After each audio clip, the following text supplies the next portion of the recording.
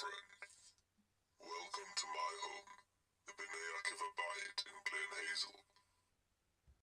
I hope exams are going well and that you aren't too stressed. Whenever I feel stressed, I just go to my local playground and have some fun.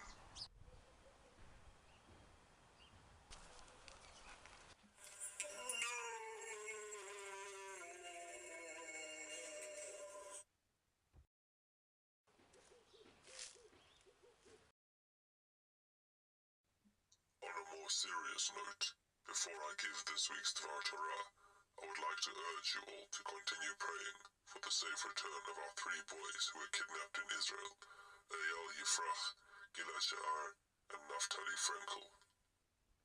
Moving on to this week's Parsha. This week's Parsha is Parshat Chukat. There are different categories of laws in Judaism, one of which is known as a chok, a decree. The quintessential chok is found at the beginning of the Parsha, the law of the Para Adumah, or red heifer. Unlike many other mitzvot which have explicit explanations in the Torah, or which have been explained by our rabbis, a chok has no explanation, and we do not know the reason for it. The reason we adhere to the law is because Hashem told us to do so. It is the ultimate test of our faith in God and His Torah. What is the law of the Para Adumah? When a person came into contact with a dead body, they would contract a particular form of spiritual impurity. In order to regain spiritual purity, a pure Kohen would have to sprinkle the ashes of a red cow mixed with water onto the impure person. This would only be done in the times of the Beit HaMikdash. What is perplexing about this mitzvah is that while the impure person would become pure, the Kohen purifying him would then become impure for the rest of that day, and would have to undergo a different purification process in order to become pure again. While the reason for this is not given, and we cannot claim to know the reason, this does not mean that we cannot learn from this law and try to find meaning from it. Rav Yosef Dov Halevi Soloveitchik mentions how just like science cannot answer the question why, but only the question what, so too when it comes to chukim like the Para Adumah, we cannot expect to find an answer to the question why, but we can look for an answer to the question what. What is the Para Adumah, and what does this mitzvah tell us?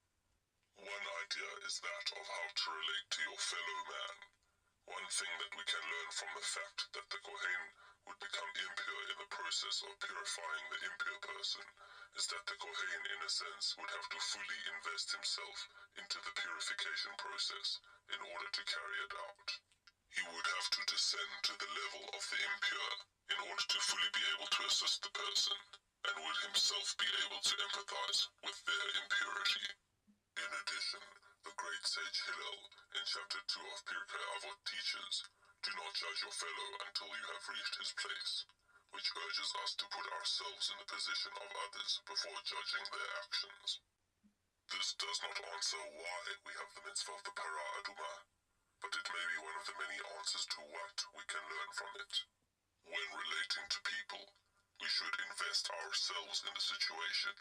We should truly try and make an emotional connection to them and their emotions, whether they are good or bad, instead of approaching the situation with an aloof and disinterested attitude.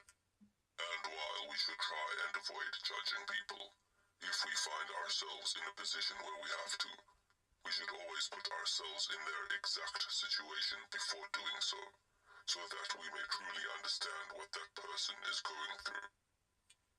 I wish you all a Shabbat Shalom and good luck for the rest of exams. I love you.